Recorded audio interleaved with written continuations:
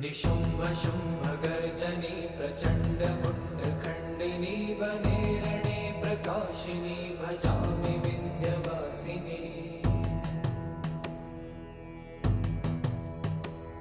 त्रिशूलमुण्डधारिणी धराविघातहारिणी गृहे गृहे निवासिनी भजामि विन्ध्यवासिनी।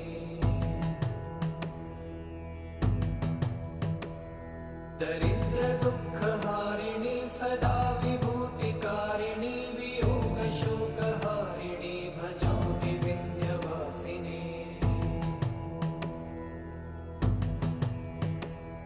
लसत्सुलोललोचनं लतासनं वरप्रदं कपालशूलधरं